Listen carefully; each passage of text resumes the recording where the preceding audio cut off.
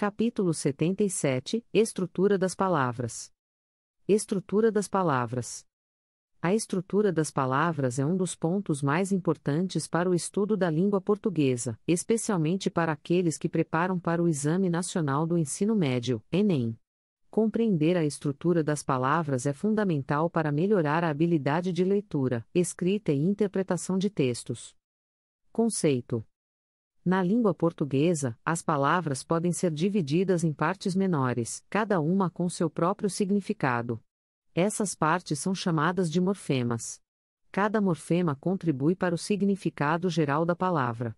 A análise da estrutura das palavras é chamada de morfologia. Elementos da estrutura das palavras.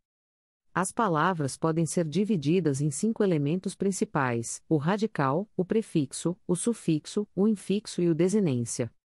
Radical. O radical é a parte da palavra que carrega o significado básico. Por exemplo, na palavra correr, o radical é cor, que indica a ideia de movimento rápido. Prefixo. O prefixo é um morfema que é adicionado antes do radicalismo e ele pode alterar o significado do radicalismo. Por exemplo, na palavra descorrer, o prefixo "dis" indica a ideia de ação contrária, então descorrer significa parar de correr. Sufixo.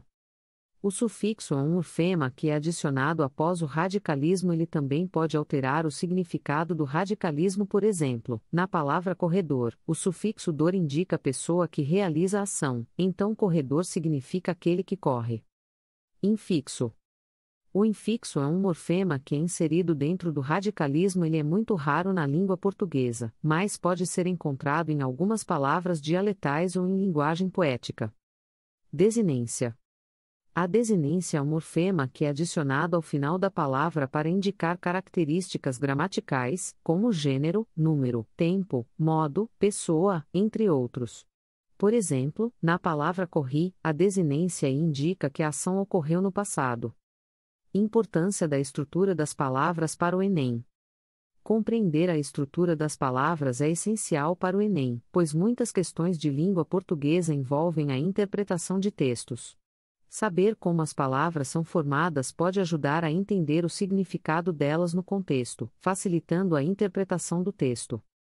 Além disso, a estrutura das palavras também é importante para a redação. Usar corretamente os prefixos, sufixos e desinências pode tornar o texto mais claro e preciso, o que pode aumentar a nota na redação. Conclusão. A estrutura das palavras é um tópico fundamental para o estudo da língua portuguesa.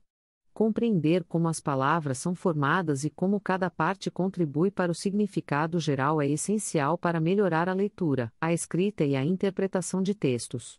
Portanto, é um tópico que deve ser bem estudado por aqueles que estão se preparando para o Enem.